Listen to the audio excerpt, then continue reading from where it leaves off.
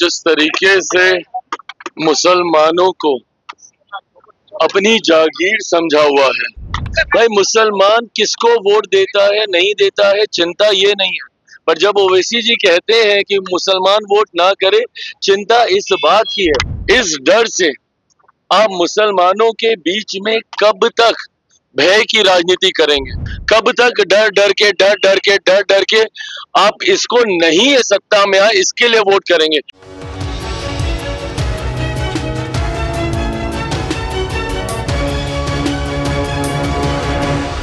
जिस तरीके से ओवैसी द्वारा भाजपा को मुसलमानों से अपील कर रहे हैं वोट ना देने को लेकर, जिसके बाद चिराग पासवान काफ़ी ज़्यादा फायर हो जाते हैं।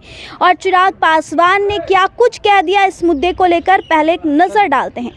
देखिए, इन लोगों ने जिस तरीके से मुसलमानों को अपनी जागीर समझा हुआ है, किस हक से आप बोल रहे हैं कि भाई मुसलमान वोट दे नहीं दे?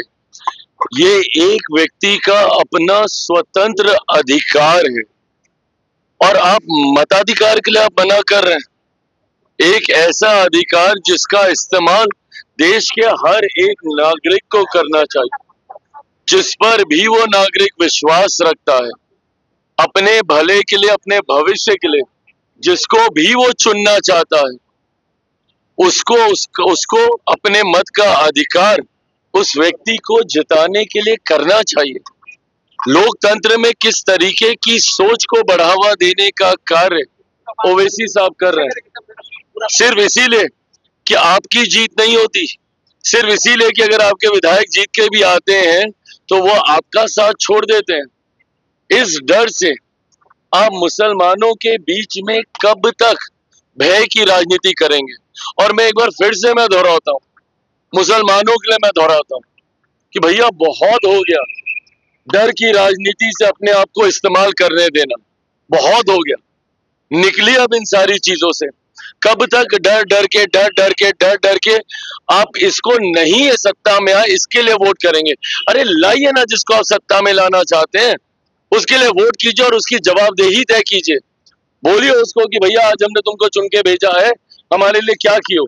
अगर यही जवाबदेही तय की होती 15 सालों में जब राजद का शासन था, देश में जब लंबे समय तक कांग्रेस की सरकार थी, मुसलमानों ने अगर ये जवाबदेही तय की होती तो संभवतः आज इनके हालात ऐसे नहीं होते। सच्चर कमेटी की रिपोर्ट ये जानकारी नहीं देती कि भैया मुसलमानों के हालातों की क्या हालत है। और आज जब हमारी सरकार बिना सोचे हुए वेलफेयर स्कीम हो, गरीब कल्याण की योजनाएं हो, बिना सोचे हुए हम लोग बिना जात पात धर्म मजहब में कोई मतभेद रखे हुए, बिना किसी भेद के योजना का लाभ समाज के हर एक वर्ग को देने का हम लोग काम कर रहे हैं। तो ऐसे में किस मुंह से आके ओवैसी साहब बोल रहे हैं कि भैया मत दो वोट? क्या मिल जाएगा अगर वोट नहीं देंगे तो? आज की तारीख में कौन सी ऐसी योजना है जिसका लाभ मुसलमान परिवारों को नहीं मिल रहा? घर से लेके राशन तक, महिलाओं के लिए जितनी योजना है, क्या उसमें किसी तरीके का भेदभाव किया गया? सिर्फ धर्म के नाम पर बांटने की राजनीति ने हमारे प्रदेश को बर्बाद करके रखा हुआ है। और ऐसे नेताओं को सोचना चाहिए कि आप हमारे देश को, हमारे प्रदेश को किस कगार पर लेकर जाना चाह रहे हैं। यहाँ सब एकजुटता की बात कर रहे हैं। मेरी सरकार, हमारी सरकार का मंत्र है सबका साथ, सबका विकास, सबका विश्वास, सबका प्रयास। मैं खुद बात करता हूँ भैया बिहार फर्स्ट, बिहारी फर्स्ट की, तो ये लोग मुसलमान को बांटेंगे जात और धर्म के नाम। तृणमूल कांग्रेस बंगाल में और एसआईआर को लेकर बड़ी बात कर रही है, कह रही है कि ये नाम जोड़ने का नहीं, नाम काटने का ये काम किया जा रहा है।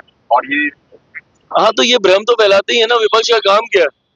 हर एक पॉजिटिव नैरेटिव को किस तरीके से नेगेटिव बना के फॉल्स नैरेटिव में सेट किया जाए। This is what they have been doing always. CA जैसा कानून, नागरिकता देने वाले कानून को नागरिकता छीनने वाला कानून बताकर देश भर में इन लोगों ने आगजनी का माहौल बना के रखा। आज मुझे बता दीजिए, सीए के माध्यम से किसकी नागरिकता छीन ली गई? एक ऐसे देशों को से आए हुए शरणार्थियों को नागरिकता देने का कानून था जहां पे बहुसंख्यक ही मुसलमान है। उसके बावजूद देश भर में इन लोगों ने आगजनी का माहौल बना के रखा। लोकसभा के वक्त बोलते थे भैया कि संविधान की हत्या हो जाएगी, लोकतंत्र की हत्या हो जाएगी, आरक्षण समाप्त कर दिया जाएगा अगर तीसरी बार मोदी चुनकर आए। चुनकर आ गए, 1.25 साल से ज्यादा हो गया, किसका आरक्षण छीन लिया गया? कहाँ का लोकतंत्र खत्म कर दिया गया? बिहार में भाई क्यों राहुल जी गायब है? आज 2 महीने के बाद क्यों वो दर्शन दे रहे हैं? क्योंकि उनको पता है कि एसआईआर का मुद्दा जमीन पर नहीं उतरा। कोई इसका असर नहीं पड़ा। अगर ऐसा होता तो हो अल्लाह मचता कि नहीं मचता। नागरिक खुद यहाँ पर आकर चिंता जाहिर करते कि नहीं करते कि भैया हमारा नाम कट गया, हमारा नाम कट गया। तो जब बिहार जैसे राज्य में नहीं हुआ, बंगाल में फिर अब यही ममता बनर्जी जी नैरेटिव सेट करने का प्रयास कर रही है। होना जाना कुछ नहीं है, पूरे देश में SIR होगा और सुनिश्चित किया जाएगा कि सबसे बड़े अधिकार मताधिकार का कोई दुरुपयोग न हो। सर एक बड़ा सवाल,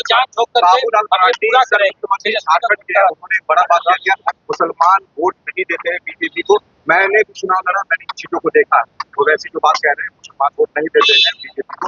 बाबूलाल अंगनानी ने कहा भाई मुसलमान किसको वोट देता है नहीं देता है चिंता ये नहीं है, पर जब ओवैसी जी कहते हैं कि मुसलमान वोट ना करे, चिंता इस बात की है।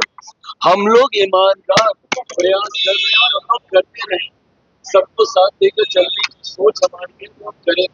और भैया मैं तो खुद उस परिवार से आता हूँ, ना मुसलमानों के हम लोगों ने अपनी पार्टी को समाप्त करने का काम किया, तो भले कोई मुझे वोट करे नहीं करे, पर ऐसा नहीं है कि मैं उनके लिए काम नहीं करूंगा। देश की एक बड़ी आबादी है, ऐसे में उनको इग्नोर करके मैं मेरी सरकार ना चल सकती है, ना हम लोग चलना चाहने की सोच रखते हैं। बट जो लोग धर्म के नाम पर हम लोगों के भीतर भ्रम फैलाने का काम करते हैं, अलग करने की बात करते हैं, उसका मैं विरोध करता हूँ। सुना आपने चिराग पासवान ने सीधे तौर पर क्या कुछ कहते नजर आ रहे हैं। ओवैसी को क्या कुछ कह दिया, ओवैसी को सीधे तौर पर वोट को लेकर बड़ी बात कह दी है। जिस तरीके से उनके विधायक बनते हैं लेकिन उनके विधायक वापस चले जाते, डर की राजनीति करते हैं। आप बने रहे हमारे साथ, तब तक के लिए बहुत बहुत शुक्रिया।